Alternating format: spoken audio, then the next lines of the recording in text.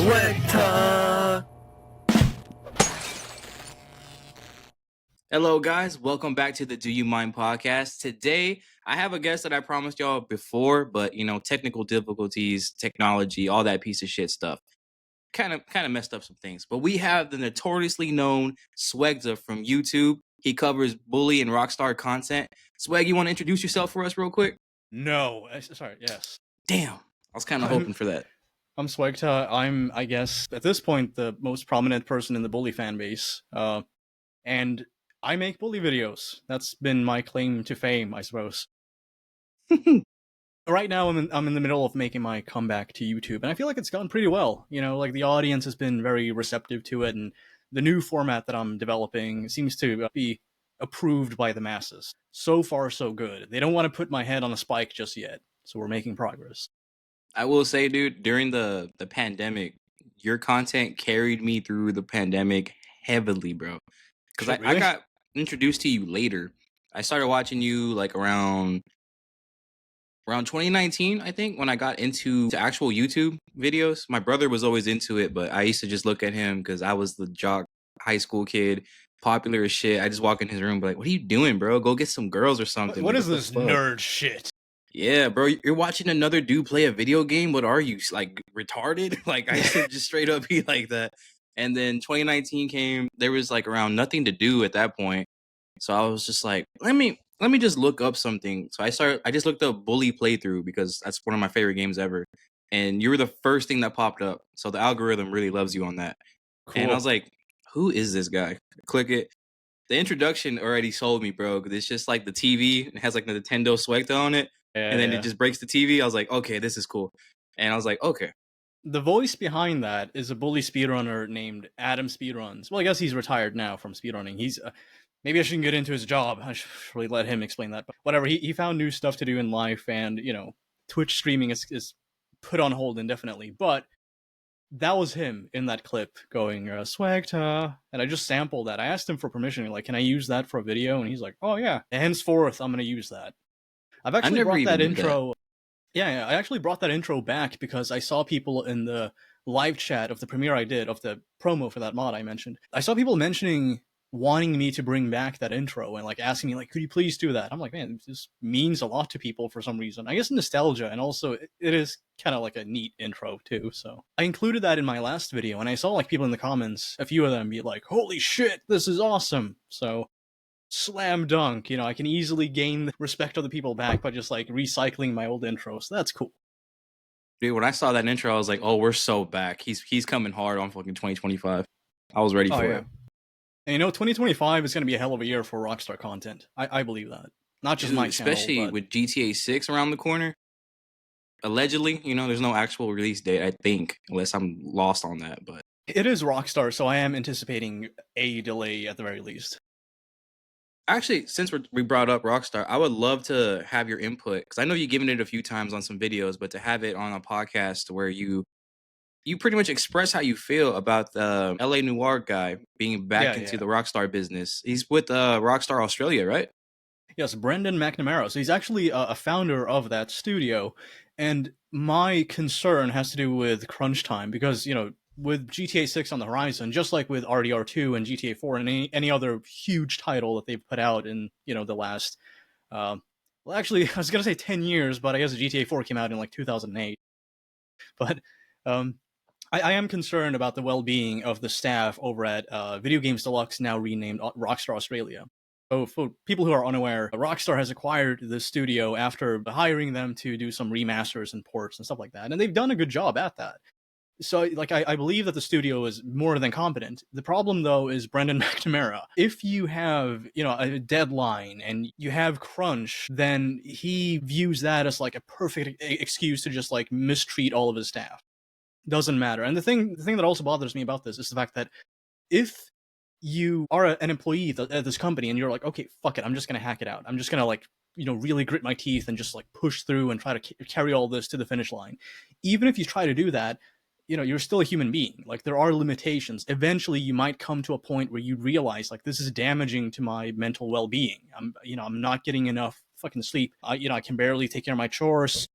you know, maybe you have kids you got to take care of, like whatever. Like people have lives outside of their employment, and crunch time gets in the way of that oftentimes. So even if you want to stay at the company for as long as possible and you have like 100% loyalty to Brendan McNamara's team, even so, you know, you can reach a point where you just can't do it. And at that point, if you quit, your name can be scrubbed from the end credits, which is pretty damaging, you know, if you want to like further your career as a developer or animator or modeler or like whatever. So those are my two main concerns: Brendan McNamara, and also the fact that if people just can't handle the pressure, especially coming from him, they're kind of fucked. Yeah, and to get your name wiped out of that is pretty fucked up, dude. I mean, Yeah, that's life changing as a credit for your resume. it is. I mean, especially if it's like GTA 6, which is the most Huge. anticipated video game of all time. So if you're going to be credited for something and you've worked on that, you want that credit. Do you feel like GTA 6 is going to be up to the standard that we have the hype around, or you think it's going to be a letdown? I think some people are going to view it as a letdown. I think some people are just going to like find things to complain about. Like when they put out the trailer, I actually did see, maybe this is a bit of an extreme example, but I did see some people complain about there being like too many black faces in the trailer. Like I saw fucking Anthony Cumia from Opie and Anthony freak out about that on Twitter. Now, granted, he is actually like pretty out there with his views. But I mean, just putting that aside, when it comes to like the actual quality of the game and the storytelling, I believe that Rockstar is skilled at that craft. I think they can tell some pretty damn good stories. Occasionally, there are some little holes in them, you know, here and there. Like, you know, at the end of like, maybe I shouldn't spoil the game, but fuck it, I'll do that. It came out in 2008. At the end of GTA 4, you know, Roman's like, we can make money now. It's like, that's what I've been doing this whole fucking time. I have like 2 mil in my account. What are you talking about? So, you What know, ending did you get in GTA 4? oh shit, I think Like like the the first first. playthrough? 'Cause I'm pretty sure you Well, played it back and got both, but oh yeah. Well, like I said, it came out like a long time ago, so I think it was like 2008. I must have been shit 12 or something, or 13 when I beat it. Uh, damn, we're old. yeah, yeah, We but are I definitely didn't old. understand. I didn't understand the ultimatum they gave you, so I was just kind of like, I don't know, the closest one, and then you know, I got the bad ending. But then after that, I replayed, and I was like, okay, you know, first off, you know, Roman has to fucking survive. That's just, you know, I'm not gonna. He's annoying, but at the same time, he's Roman. He's my That's cousin. your cousin. You got to. Cousin the Roman. You know, why not? You bring him on. So eventually, I did get. Well, I wouldn't say there's a good ending to the game because regardless, you know, Nico loses somebody that near and dear to him. But at least, like, I got, you know, I still had Roman in my life, so that brought me some comfort. How do you feel about GTA 4 now in 2025? Because I just did a playthrough of it and I love the game so much, dude. Like, it's actually my favorite Grand Theft Auto outside of San Andreas. Yeah, I'd say, hmm. Yeah, I'd say so as well. San Andreas is just magnificent in so many ways. The amount of content they managed to put on the disc of San Andreas, especially like to have it run well on the PS2 way back then, it's still astonishing to me. They did have to sacrifice some of the graphics for that. So when the game came out, you know, some reviewers did point out that okay, like visually it looks a little bit dated, but in terms of like the content on it and just like the soundtrack itself is fucking amazing. It's one of those games that I think it's possible for Rockstar to make something better, but it's gonna be a huge uphill battle. So I have no idea if GTA 6 is gonna be better, but yeah, I would say San Andreas my favorite, GTA 4 second favorite, and then we'll see about GTA 6. Maybe that'll be my at least my new second favorite. I mean, with the current technology, man, I feel like GTA 6 has to be a top 5 game of all time. But with Yeah. that being said, how do you feel about them going into the universe of a female protagonist? Well, the thing is, like, they've technically done that in the past with GTA 1 and 2. So it's not necessarily, in the strictest sense, something that is brand new. But I've never had a problem with it, honestly. I mean, like, even back in the day when I had, like, my edgier face, I still found it funny when people went on social media and bitched about the possibility of that. Because keep in mind, back then, it was just rumor. People were just speculating about that, like, oh, is GTA 6 going to have a female lead? Well, some people say that that's in planning. Well, we don't know. But even just that, people found some kind of grievance with it. They're like, this is not fitting for a gangster game. You know, crime, that's. I think, like, in my video, I'm like, oh, yeah, crime, that's exclusively like a penis thing, right? Like, Like a penis. it doesn't fucking make any sense. So I mocked those people, and some people got pissed at me. They're like, okay, well, this is, SJW shit. It's like, no, I'm just pointing out that you people are being fucking silly about this. Like, if it's a good game and the character is well written, I'm a happy fucking camper, right? Yeah, I personally don't see a problem with it. The thing is, it's a lot of people who I think just never seen or done their research about life, bro, because the female character is supposed to be Hispanic based or something like that, Latin based. Well, if you look up that culture, because I'm Hispanic myself, the fucking Mexican women are gangster, bro. You do not want to mess with a Latino woman. You do not want to piss off a Latino, bro. You get stabbed in your sleep, bro. See, this is one of those things, like, as like a super white Swede, I can't say, so I'm leaving that up to you. My wife, she's half Hispanic, she's part black, and she's part native. So when I piss her off, bro, oh my god, I don't know what part of her is coming out, but dude, it's like a roller coaster of what's going to happen to me later. I mean, to be fair, I feel like a lot of men can relate to that, regardless of the nationality of the woman they're married to. But still, Possibly, yeah. She's the only one that's ever like put slight fear into me. I'm just like, what is okay, the saying again? It's like hell has no scorn like a woman's wrath or something. dude, it's crazy because a lot of things in life will not scare a man, but if their wife's pissed, they're afraid. It's like the Goku syndrome. Like you could fight beers, bro. It ain't no big deal. It's just a Tuesday afternoon. But if Chi-Chi's pissed off at you, oh my god. That is one thing I think women have that men don't, especially like moms. Like when they come into your room and they're like, I don't know, Bill William Smith, clean this room this instant. It's like, oh, shit, fuck. Okay. That's funny, dude. Bill William Smith. Holy shit. That is Caucasian, brother. This is the first thing off the top of my head. I was gonna say, like, Bill Williams. I'm gonna use that as a fucking NPC character one day. For a while, I actually used a pseudonym because there was like this bully. This is way back in the day, but there was like this bully multiplayer Facebook page that was just like fake. It was just trying to like capitalize on the momentum of the mod back in the day. And one of the people on there had like a fake name. I think it was like Daniel Rodriguez. That was it. It was a fake fucking name. And so I adopted that. I'm like, well, if you're gonna just like pretend to be us, I'll just pretend to be Daniel Rodriguez then. So like when people would ask me for my name and I wasn't public about it, I'd just be like, oh yeah, Daniel Rodriguez. So there you go. I would have looked at you like, ain't no way. Ain't no way. Hey, I mean, I could have been adopted, so That is true. You definitely never know people, for sure. But for my viewers, obviously they don't know you. The people who are gonna click that know you already know these answers, but to give people more of an understanding of who SWEGTA is, I want to ask you something right here. For those of you who don't know, how would you describe your YouTube channel to a new viewer? If you were to meet someone in the street and explain to them, oh yeah, I'm on the internet, I do videos. Oh shit. That That'd would be be a the fun first thing explanation. they're like, what do you do on YouTube? Oh shit. Let's not talk about that.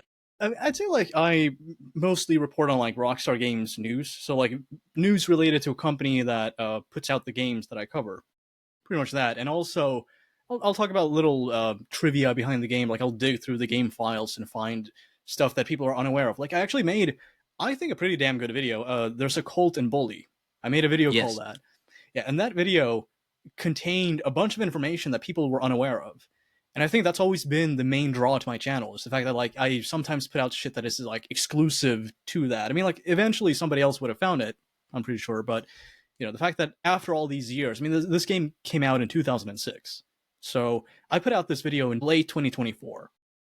So that's quite a while after the game's release. What is that, like 12 years? Maybe like 11. I think it came out in October, but still over a decade after the game got released. Here's like some cut content that people were just totally oblivious to. I think that's probably like the main thing I do with my channel as far as recognition goes. I think the smallest thing that you pointed out during that time, and it blew my mind because once you pointed it out, I could never not see it, was the beta version of the principal was in his office on his shelf. And that's supposed to be what he was supposed to look like. And once you pointed that out, I started looking for it every time I saw the cutscenes. And then when the gym's on fire, it's in the pile, and I was like, holy shit, that's been there this whole time. Yeah, so I guess like I'll explain that a little bit for people that are unaware. I guess they could just watch the videos, but still, so there's like a little statue in the principal's office, which is basically just like a gray retextured version of like the beta model used for the principal. Way more cartoony and caricature-esque. And then in the gym, when it's on fire, there's like a tackling dummy or like some kind of like dummy, used for practice, which is like in a pile of shit that's set aflame. And that dummy, like it's actually just like the torso and head of a beta version of the protagonist of Bully, Jimmy Hopkins.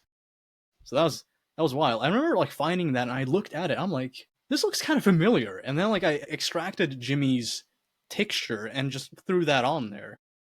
And I'm like, holy shit. They just copy pasted like his model and put it in the middle of like a fire pit, basically. So Yeah, I just love stuff filler. like that. Yeah, it's a lot of fun to like find shit like that, and the game's chock full of it. I mean, like, odds are I could find material for videos for like probably years to come if I really wanted to. Like the amount of stuff in this game that's left unused is mind-boggling.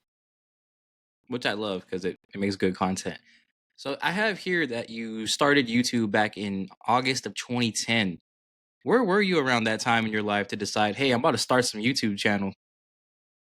I was actually, I guess that is an interesting point in my life because I was actually moved by social services. Me and my younger brother, we were moved from my dad and stepmom because things were getting not good at home. So I was living with, I had just moved away from a foster family into like my grandparents' place. So while there, I would watch some GTA machinimas. Like there's no idea what happened to him, but there used to be like a fairly popular machinima creator back in the day named XLADX. I would watch his shit. He made like Versetti stories or something. It was like an amalgamation of GTA SA and Vice City. Shit like that was cool because number one, modding is just fun. Number two, there was a lot of creativity there. Number three, I just noticed like, okay, you can actually like do storytelling and show people cool shit by just making videos. Like you don't just have to upload gameplay and just have that. You can actually like use editing to really like add to the viewing experience. And so I started making my own shit. Initially, the idea, hence my name, was Grand Theft Auto videos. So like Swedish GTA, my nationality combined with the game that I was going to cover. And then over time, I revisited Bully because I played it the first time in 2006 when it came out, beat it, and then a couple years later or so, like I think 3 years later, maybe probably four actually, I noticed like, oh, they've put out Scholarship Edition, so that's on PC now. So I got it, played it, and then recorded some funny little clips. I joined a forum back in the day. I think it's pretty inactive now. I don't even know if it still exists. Bully Board. I joined that forum. I was actually an admin on there for a while. But I kind of established myself in the community, and naturally from there, it just grew, and the whole like GTA thing was put on hold indefinitely until eventually I just kind of realized like I don't want to go back to that. If anything, I want to do like more general Rockstar game stuff. I want to like focus a little bit more on Bully, but at the same time, talk about news and maybe like rant about stuff going on, or maybe like I'll talk about some interesting trivia behind the scenes. I have made some GTA videos over the years. Like I did one that I thought was pretty good. It was like the brilliance of GTA radio stations or something. And in that video, I explained like how Rockstar got the idea in the first place to put their own like radio stations in the game. It was actually proposed by one of their engineers. He was just like messing around with some tracks, and he realized like, hey, we can maybe like put some like fake ads and stuff in here, and just like have that play when people are driving around, so they can kind of immerse themselves and feel like, oh wow, the world has more to it than meets the eye, and that was cool. So yeah, a bit of a tangent, but still, stuff like that. Oh, we love that Yeah. type of shit, man. We love story times. So, out of curiosity, you could have made so many videos revolving Grand Theft Auto, and it probably would have been higher in the view count. But you chose to dial in on the bully playthroughs. What made you decide to like fully invest into that game as your source of content? I think it just spoke to me more than GTA. I've always been a huge fan of Grand Theft Auto, but when it came to Bully, like the tone of the game, the humor of it, and just like all the uniqueness of it. I mean, like the fact that Rockstar took the GTA formula, kind of condensed it in a way, was actually a really smart move because it allowed them to like invest more in creating personalities and details for all the characters. So like instead of having like generic white male pedestrian number 38, it's like here's an actual character that you can recognize in the game that has his own personality, has his own backstory, has his own like unique appearance even. So, and the same thing goes for like the environment itself. I think that there's more to do in Bully's map than in like a gigantic, city like Liberty City, because there's way more. They can invest more in like fleshing out those parts and giving you like mini games to do, or like, here's like an area where this thing is unique to these characters. I think that was pretty cool. So just the fact that Bully had more personality to it, but on a smaller scale. So they ended up making the game smaller, but not sacrificing anything. Instead, they added to what they already had, which was pretty fucking cool. I think that was a smart move. It's a beautiful formula. So with that being said, all the hours you put into this game, what is the most surprising thing you've discovered while dialing into this game? Oh my god, it probably has to be okay. So story time. So at one point, I was I think this is back in 2017, 2016. I think I was looking for some basically developer portfolios from people that worked on the game, because I figured, okay, well, occasionally there is unused content in those portfolios because the developers maybe worked up to a certain point in the game and then they quit. So the material they have to show on their website is beta stuff. So I went through the end credits. I looked up pretty much every name that I could that was like a developer or animator or anything. And eventually I came across a website by a modeler texture artist named Jared Fry. And I was taken back by this. When I went on there and I saw like some Bully, thumbnails from in his portfolio, and I clicked on them, I just thought like, okay, well, I've seen these previews before. These are just like standard, PS2 kind of era pre-release 2006 screenshots. But I found like actually like the beta characters just like shown just like that, one after the other in a row on one of it, like in different pages. I would see like, here are all the jocks in their beta stage, here are all the nerds in their beta stage, and in most of those screenshots you would actually see like some of the female characters from the academy in like lingerie and stuff. So I was like, what the fuck is this? Considering they're underage too. Yeah, that was the thing. That was, it really took me back, and took me back, made me reminiscent. Sorry, it took me by surprise is what I meant to say. But I contacted Jared Fry before making a video because I wanted to know what the fuck is this. So, first I was polite and asked him about it, and he couldn't really divulge any information because it doesn't work at Rockstar anymore, and also NDA, and it's a bit iffy. Take-Two will show up to his house with guns, bro. Ready. The black suits and the black vans. Yeah, honestly, that is like the last thing that I want to put a developer at risk for, is like them getting in hot water with Take-Two or any of their legal representatives. But at any rate, so I found those screenshots and I made a video about that. It's character models Rockstar had to remove from Bully. Initially, that video was blowing up pretty fucking quick, and I think it could have made a big splash in like news, gaming news and shit. But then YouTube demonetized it, so it got up to like 700k views, and I made a decent chunk of change off of it. But eventually, YouTube caught wise to it, and they're like, "No." So it ended up like they basically just like fucked up that video's performance after that. But the video is still up on my channel for anyone who's interested. 1,000 views, dude. You were like getting close to like 1 million on a fucking video. Have you ever hit 1 million on a video? I have a few times. Damn, I bet that feeling's crazy. Just to know 1 million people have viewed this. It definitely is. I think one of my most popular videos that I think is actually sitting at 1 million views right now, it's my takedown of Cernando. That, oh, wow. That was pretty cool. Yeah, and also, the dark side of Bully you never saw. That one has brought in a lot of viewers that have stuck around for years, because I think that was a good representation of what it is that I do on YouTube. So that was like a good first impression for a lot of new viewers. For sure. And since we're bringing up like your YouTube journey, I think it was somewhere close to the pandemic, around 2019, 2020. I noticed you hit over 200,000 subscribers and you got your play button plaque. From a small YouTuber to another big YouTuber. How was that feeling, and what was like the process of getting to that point? Like, did you aim for that? I'm gonna get it because you brought it up, so I'm gonna brag. Hold on. You have to, bro. That's a crazy accomplishment. There you go. Look at it in all its glory and splendor. It's a beautiful thing, isn't it? I can't wait till I get one, bro. It's gonna be a long time before I get one, but dude, that is beautiful.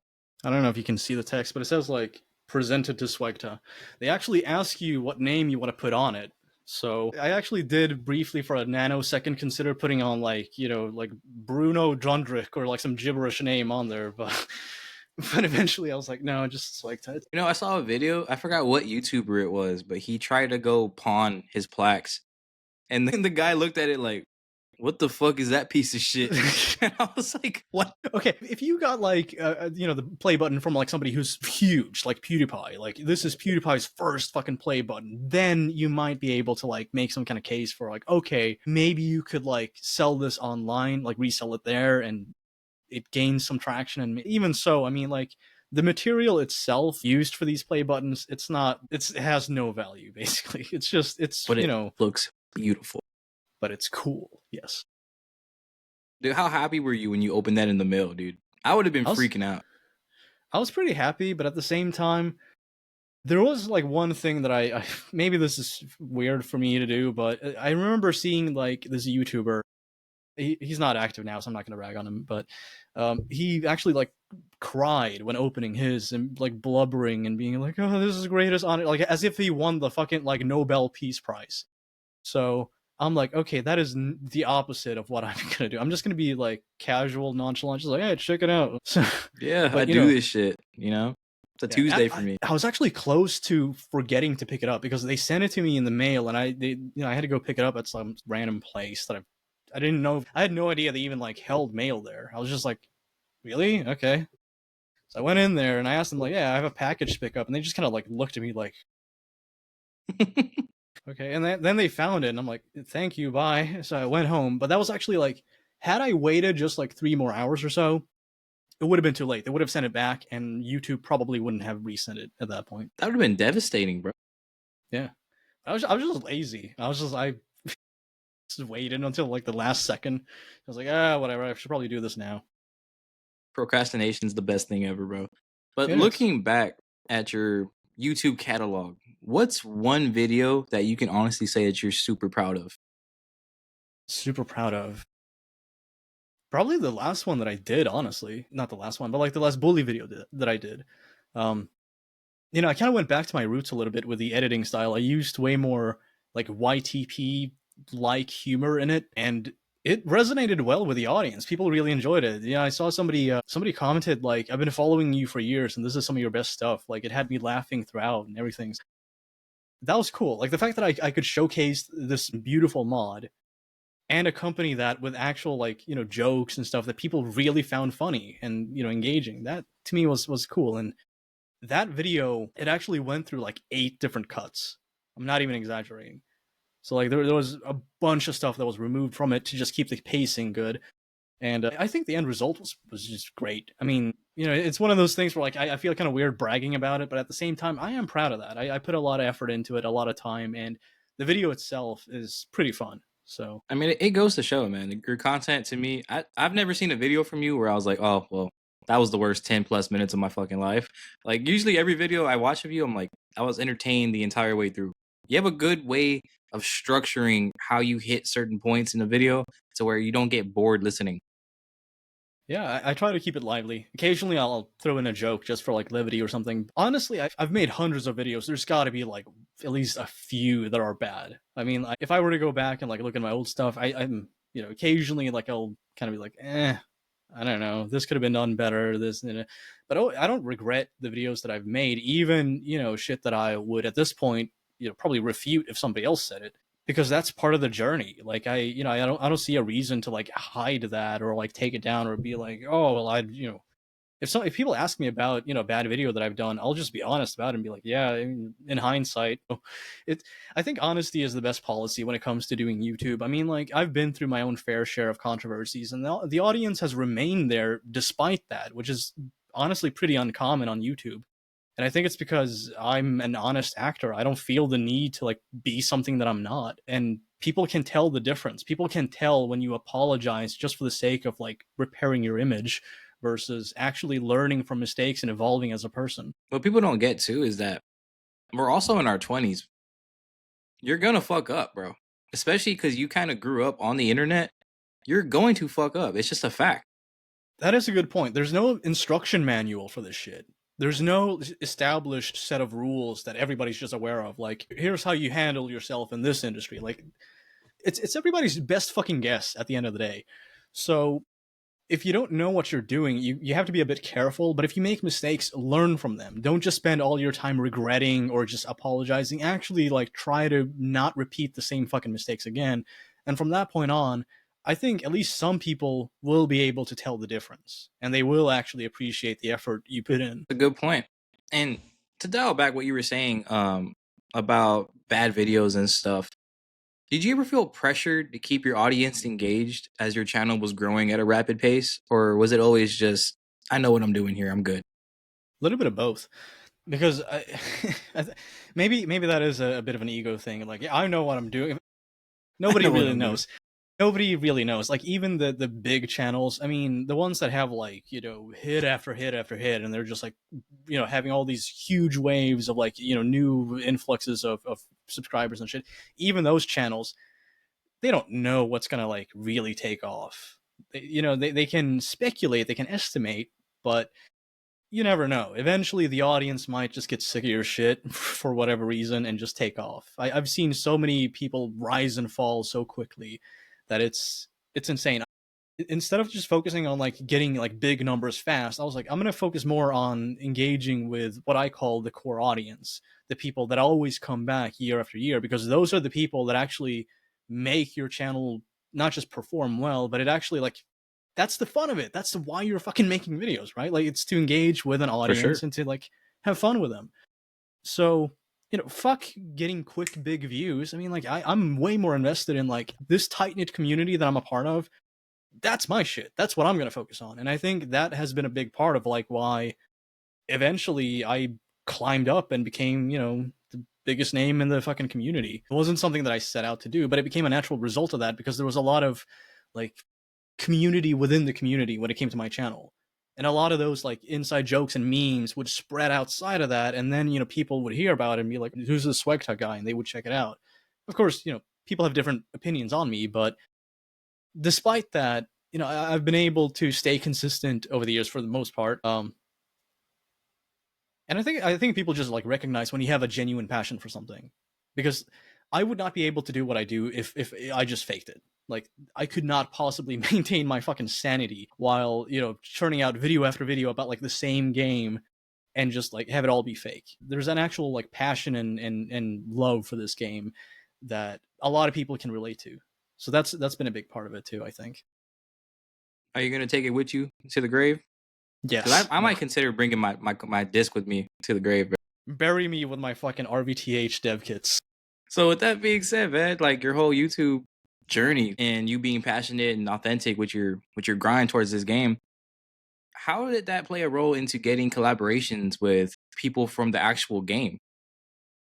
Oh, shit, that is a good question. So when I was 16, I was getting an education in computers and communicative technology. Cisco, like CCNA, kind of, like, it prepares you for general IT work. So I actually do have a certificate in that. I've never used it for anything, but I have it. But I have it. Yes, we've got it. So while in fucking, like, Cisco class, basically, I was getting bored and I looked up bully videos just because I was like, oh, I want to see, because YouTube recommended me, like, oh, the voice actors behind the game. So I clicked on that and I saw, like, Jerry Rosendahl, and I looked up his name and I found his website, and there was, like, a contact form. So I just reached out to him. I just wrote him, like, hey, I appreciate, you know, the stuff you did in the game, and I thought it was cool, you know, best of luck and blah blah. So we started corresponding after that, and I mentioned, like, oh, by the way, I make, like, videos about the game. And he even, like, suggested, like, oh, maybe I could, like, record some stuff for your video or something. So the first thing that he did was a promotion for a website that no longer exists that I ran called bullymods.net. And I wish it was still there, bro. Yeah, that was a good one. But, you know, over time, I just kind of realized, like, I mean, like, it's costing me more than I'm making from it. And really, like, the way the internet is heading, you don't really need dedicated websites to specific things anymore. Like, you can have, you know, like, an all-encompassing, like, you know, bully zone, but even then the website probably will struggle because most people are on YouTube when they look for mods, or they go on Nexus mods, or they go on, you know, any of these GTA modding sites to find mods. So I realized, like, okay, I have a niche here, but it's still limited. And as fun as this is, I don't feel like moderating the website anymore. I don't feel like taking care of it. I tried handing it over to a friend, and it just didn't take off when they took over at that point. Like, so it fizzled out. But that was a fun website. But yeah, Jerry recorded some voice lines for that. Or like, I actually animated in Max. The animation was shit quality, but still pretty cool. But it was like Jimmy Hopkins, popping up on the screen, being like, listen up, jerk. This is brought to you by BullyMods.net, and that was kind of the beginning of it. People really liked that. So after that, we did. He recorded some lines for a machinima series that I did called Pete Show, and after that, we just stayed in touch, and we did the Q&A. We've continued to occasionally correspond, and we get along pretty well. He's a really fucking nice person. That was cool. Like the fact that I could like get to know the actor behind that game, like the main character, and at the same time find out that like, wow, he's also pretty cool. He's also a really nice person. That was nice. I've thought about messaging him too, because I definitely would love to have him on a podcast, but I kind of want to wait for something like that because I feel like I need to be more polished as a podcaster before I get someone that is that high to me when it comes to this world. So a little bit more practice, I definitely get there. I'm gonna use SWEGTA as my training wheels, and then from then on, then I'll get the big name. No, but I mean, like, you could reach out to him. I mean, what's gonna happen? Like, okay, he'll say no, maybe. Okay, well, fine, maybe some other time. I mean, it doesn't hurt. And I've seen Jerry talk to various people. Some of them have barely any subs at all, and like he's still down to talk to people. It's not really about the popularity or like getting cast in the sequel or anything for him. It's more about just like engaging with fans and having fun with the legacy of this marvelous game. For sure. And if they ever do a Bully 2, if they don't bring him back for that game, we shall riot, bro. We're gonna show up to Take-Two and Rockstar Studios like, no, you are not gonna do that to him. Dude, he's too great at that shit. I'm gonna be leading the charge, like, yeah, and then like immediately I get tear gassed and shit. That's the motherfucker who keeps making these videos. I'm contributing to youth violence. For sure. So now we kind of went through your whole YouTube journey. People have like a general background about you, how your YouTube grind really is, From a YouTuber to a YouTuber, I kind of want to dive into your creative process. So how do you go from an idea to like a finished video? A lot of the time, I'll have an idea, I'll write down notes for it, like, oh yeah, I should mention this, this, and this, and this. But like, let's say I want to make a video about like beta content in Bully. I'll have an idea, and I'll think about it, and then I'll jot down all these bullet points and stuff, and maybe I'll flesh it out even. Like, I'll start writing and structuring the video and shit. Writing is a big part of what I do on YouTube, by the way. Like, even when it comes to just like ranting and stuff, like I'll practice a little bit, like rehearse what I'm gonna say, even just to kind of like make sure that I get the right delivery and that I actually like make the video engaging for the viewer, so that I'm not just like reading stuff, monotonously.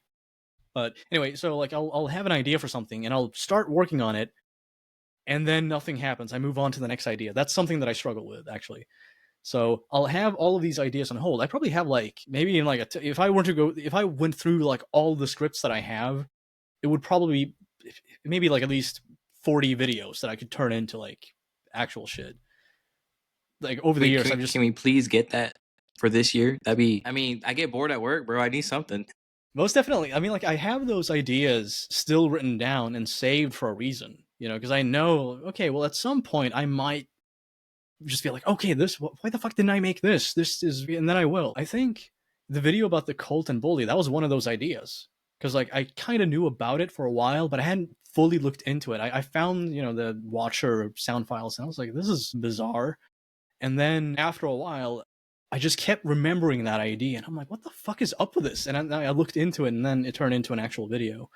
So sometimes you just have an idea, you put it on hold, and the spark just occurs eventually. Like, you're just like, wait, no, I should have made that. Okay, so you go back to the drawing board, and you actually like resurrect that idea.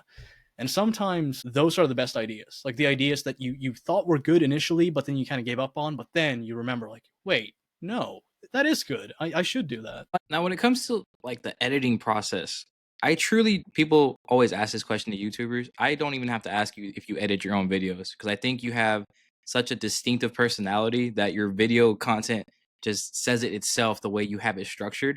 So how did you even get that style on your editing? Because I feel like you have a unique style when you make your video. I mean, it is partially inspired by some of the like old school kind of ranting YouTubers. There used to be a community on the YouTube back in the day.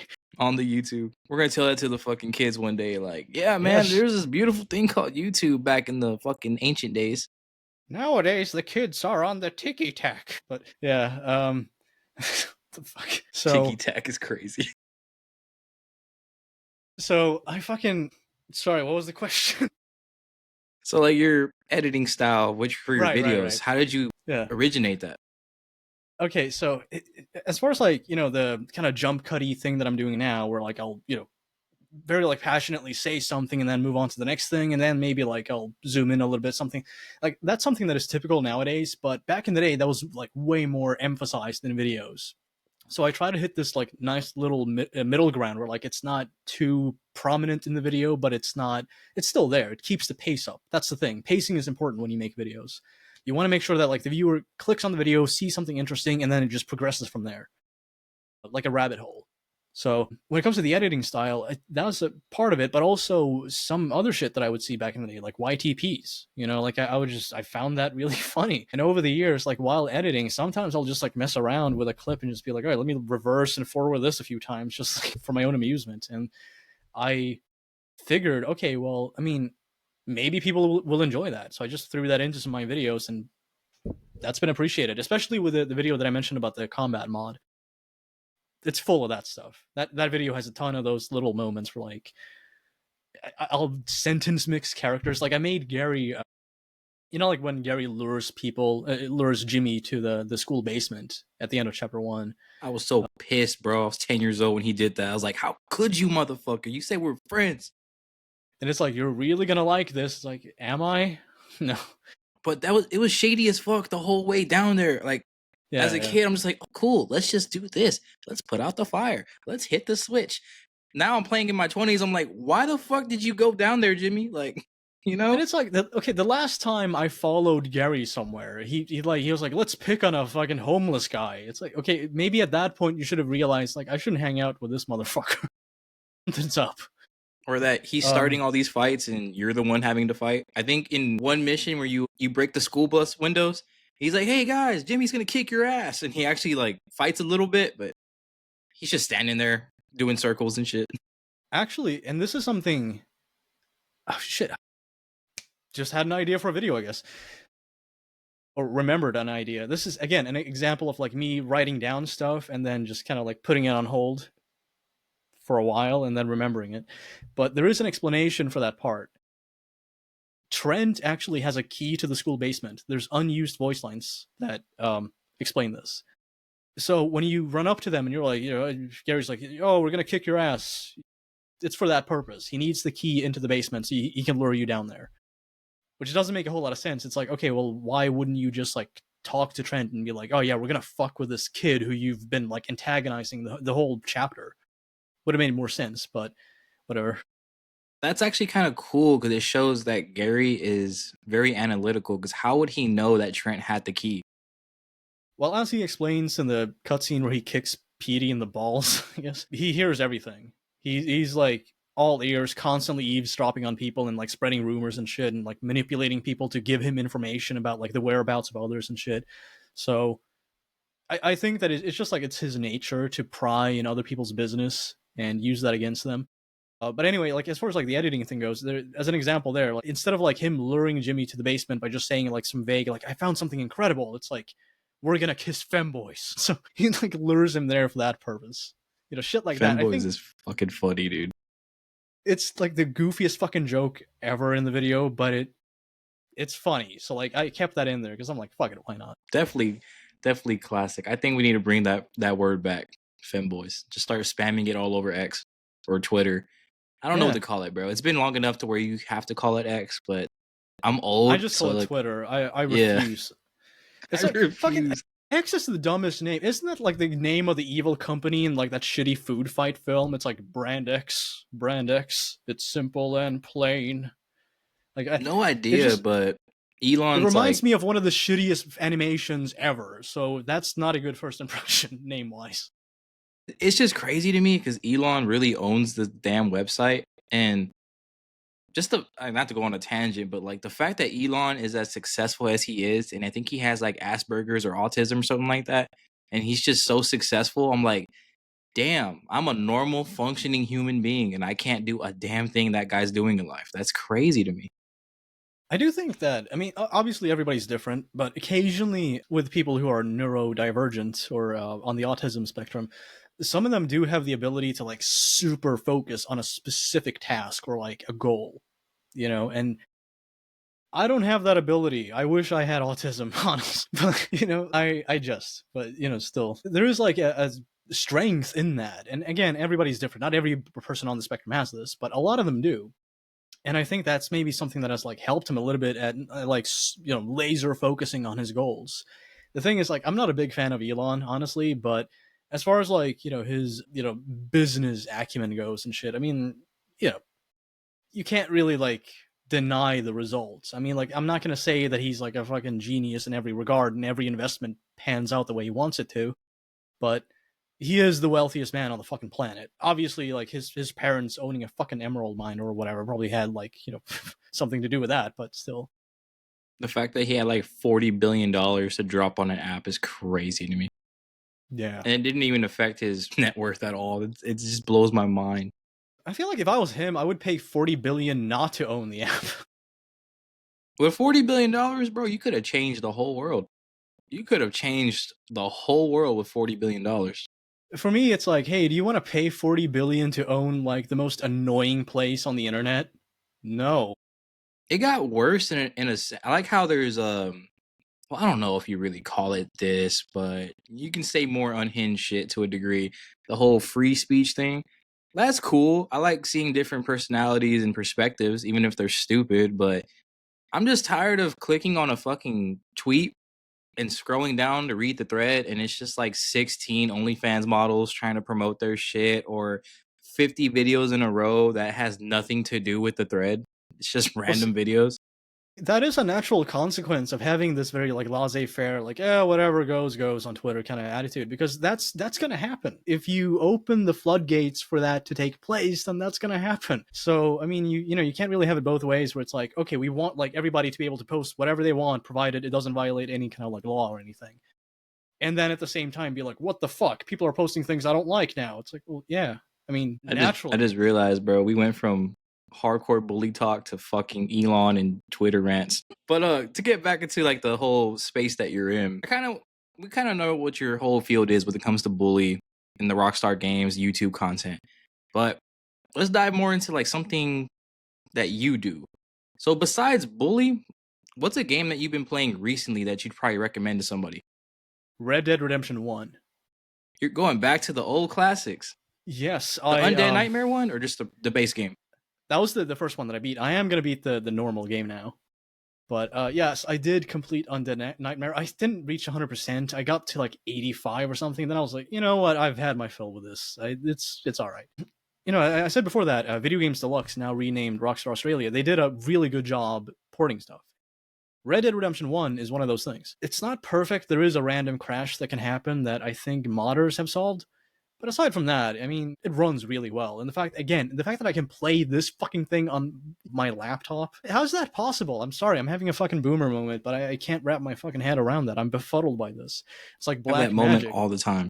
I feel like a caveman, like gawking at somebody using a pencil to draw a smiley face on a piece of paper. I'm like, what the fuck is this? It blows my mind that this thing in my hand is more powerful than a PS2. Yes, yes. You know, like I've played a little bit of Bully on a phone that I got. It's actually a backup phone. It's not even like my actual main phone. Just like in case, you know, this one fucking dies and I need to use my phone for whatever reason. But the fact that I can play Bully on that, I'm like, you used to need like this, you know, PlayStation 2 to play that. You have to like, you know, you had like this pretty like thick console that you would run this game on. And now you can just like, oh yeah, just let me open this up, and it boots up immediately almost. It just like you press the app, it just splash screen, menu, load for like a few seconds, then it's done. How the fuck is that possible? Like I know time has passed and technology evolves, but I'm astonished by shit like this because you can just, anytime you can just like, oh, I'm bored of playing the game now. Home, lock, put in pocket, and then you just walk around with the game in your pocket. Like you can just pull it out whenever. Like I'm sorry, I keep repeating myself, but how is that possible? Do How you did we use do that? emulators? On my PC, I used an emulator for the PS2 kind of combat mod video that I did. That's also insane. That's a good example of that actually, because I got this on my phone, dude. I got all these Game Boy games. I got DS games. I got Nintendo 64 games on my phone, and it boots up the actual game, bro. It just blows my mind that we used to need a handheld device to play Jimmy Neutron, and now I could just fucking load it up, no problem. I mean, even a game that I would say is like on a way larger scale, like San Andreas, you can play that on phones now. I have it on my iPad. Soundtrack and everything. I mean, provided some of the songs have been removed because of copyright, but if they were to like keep all of that in the game, like if they still had the licensing for it, they still could have like put that in the game files and just have it run fine. They have the definitive trilogy on there as well. Oh yeah, that's right. Yeah, they have the definitive one and they have the original. But I heard they took down the original. But I bought it luckily before the definitive came out, so I have both versions now.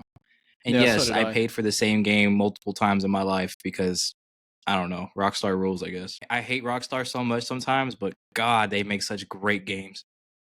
It's like Brokeback Mountain. You're just like, I wish I could quit you. I wish I could. That's disgusting.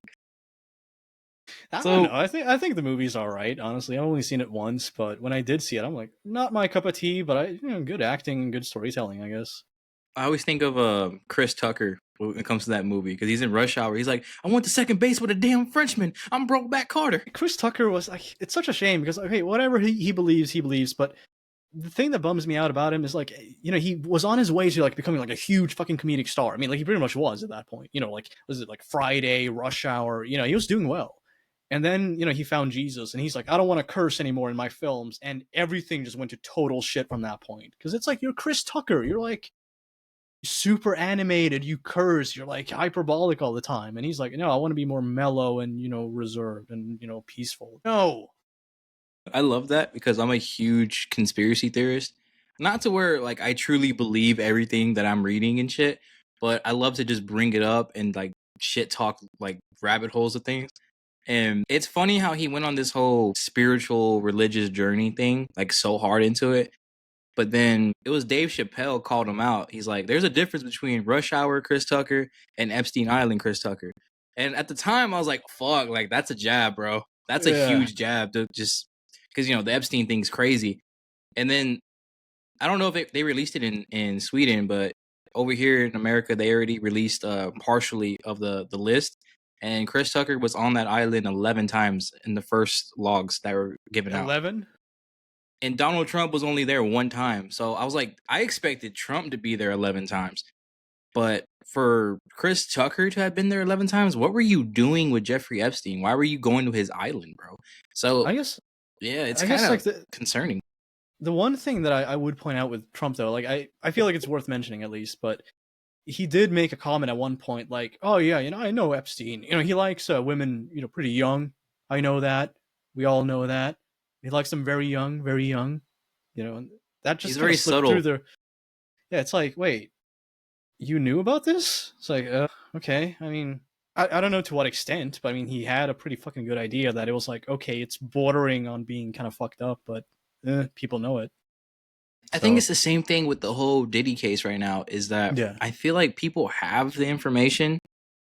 It's just if you say something bad is going to happen to you or your family or both. You know what I mean? So it's kind of like Yeah, it's a like, risk, you know what I mean, to put it out there. I guess we're going down like a bit of a tangent here, but I saw this footage of like Denzel Washington walking away from a Diddy party early, and he just had this like shocked look on his face, like, what the fuck? He never went back. And I to me, I thought like, okay, he left early, so it's possible that he either saw some fucked up shit and immediately took off because he's like, I can't. This is no, or he was just easily offended because it is Denzel Washington. I mean, like he's kind of difficult, like so. But I am leaning more towards like he saw some shit, honestly. Yeah. And this guy said something recently about the whole that whole thing in general, and he's very controversial. It's that dude Andrew Tate, right? I saw a podcast clip of him where he went into detail about the Diddy thing, and he's like, no, I believe he's guilty. I mean, there's probably more than enough evidence. He's like, the baby oil by itself was fucking crazy. But he's like, he says it's just a domino thing that he's like, why after all these years they released the Diddy stuff? Like, why are they going after him now? And why are they so specific on him right now? No one's saying anything about anybody else, but for some reason, out of nowhere, they're going for him. So he's like, what did he say? What did he threaten to do? What does he know? Or did he not sign another contract to do whatever they want? It's like, why are they targeting him out of nowhere now? If I was going to venture a wild guess, I would just say that he made too many enemies. Like, it just got to a point where people knew, and it just became an open secret. A bit like Bill Cosby. Like, for a long time, people knew that, like, okay, that he's going around, like, doing shady shit to women. And then over time, you know, the stories started spreading, and, you know, this person knows this person who knows this person. And eventually, it just became too much of a public spectacle to the point where he was caught. I think it's a little bit like that with P. Diddy. Man, this is fucking fun, bro. Why don't we have our own podcast where we just talk about shit like this? This is fucking amazing. It is. I was supposed to have a podcast with my buddy, and we're supposed to have like this type of vibe, but he's like, oh no, I'm going to be on the internet. That's scary. And I'm like, bro, come on. Who gives a fuck? It's just the internet, you know? Okay, let me tell you something. Like, you know, companies spy on you. Whether you like it or not, you're on the internet somewhere in some capacity. So might as well, you know, take a little bit of control and be like, I'm going to use this to voice what I feel and think, because why not? Yeah, like he was supposed to download the software because he had a gaming PC before I did. So he had all the software to do this. He's like, yeah, but you have to log in with your email, and I don't want that in my PC. And I'm like, are you autistic? Okay. You know, this reminds me of like, okay, so I announced my Discord server in my last video, and there was somebody in the comments being like, oh yeah, this is totally not going to be used to gather data. It's like, what fucking data? What information am I going to gather? Like, okay, here's a random YouTube commenter. Oh, lo and behold, he spends like 23 hours a day watching anime. I'm going to sell that to like, you know, a fucking private company and make a buckload of that. Like, get fucking real. It's like a Discord server. Shut the fuck up. And then like when it comes to like, you know, just doing this like podcast thing and you know, being afraid of using your email, again, like your data has already been collected and sold to the highest bidder. The damage is done. So whether you are paranoid about it now or later, it's already happened. Yeah, I tell my buddy, you know, when we're in high school and we're sending and receiving nudie pictures to people, that's on the dark web, bro. Yeah. We're there. Someone has your picture saved in their fucking gallery, bro. That's concerning, but yeah, I mean, like we had what was it, the fappening of was it 2011 or something? Where like on Reddit, I think there were a bunch of leaks, like nudes of celebrities. That was just like taken from, you know, Apple's cloud service. Yeah, people just got in there and they found like, oh yeah, here's like this celebrity's anus. Let's post that. I mean, I remember that because Emma Watson popped up on my timeline one time, and I was the happiest motherfucker of all time, bro, because I'm still a child, so like you don't have that light bulb like, oh, that's wrong. You know what I mean? Yeah, but like I just knew it is a huge Hermione Granger is naked in my screen. Oh my god, I love life. That was my whole mindset. Yeah, that was the thing. I mean, I think it revealed how like, I don't know, vulture-like the public can be, because a lot of the time we're like, oh yeah, these fucking paparazzi, they're violating the privacy of these celebrities. Well, who's fucking funding that? It's the general public going out and buying these gossip rags. It's the general public like gawking at, you know, leaked nudes of celebrities. Like, you know, yeah, we're maybe not as bad as paparazzi who actually like go out there and get this shit, but we are in a sense fueling that by giving that attention. So, you know, let's be honest about that. But yeah, I mean, it is a huge violation of people's privacy. And I mean, like, even if celebrities can be obnoxious and, you know, they're out of touch and shit, I don't think that, you know, their naked body should be put on display for everybody to see against their will. That's, you know, no. That is a fact. By the way, we did hit the hour mark, so I definitely want to be courteous and ask you, do you have time for a little bit more, or are you good? Oh, we can go for like 5 more minutes, I think. I actually have like a bunch of stuff I gotta do today, so like chores and shit, so. Dope. Okay, so I'll lead off with about 3 more questions, and then we'll be good from there. When are we going to get a video game developed by SWEGTA? You know, I've been involved in a couple games, indie games that never got released, or at least one that hasn't been released so far. I'm actually supposed to do the soundtrack for one, but it's just been put on hold because of life stuff on my part. The main guy behind that has been very understanding, fortunately for me. So I think the possibility to do the soundtrack for that game is still out there, and I'm gonna try to do my best. I'm gonna go for something like very like noise and industrial, and but like lo-fi electronic, because the game is like, it's like a recreation of like the old school PS1 era horror games like Silent Hill.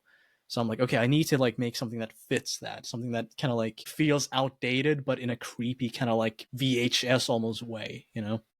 So there's the other game that I was a part of, was it was mostly just like somebody asking me for permission to use my likeness, but it was like a little like flash game or something, but they were going to have like this big city and, you know, story and everything, but it ceased development at one point. But yes, as for like a SWEGTA game, I don't know, we'll see, maybe someday. The fact that it's almost happened twice, I think that's a good sign.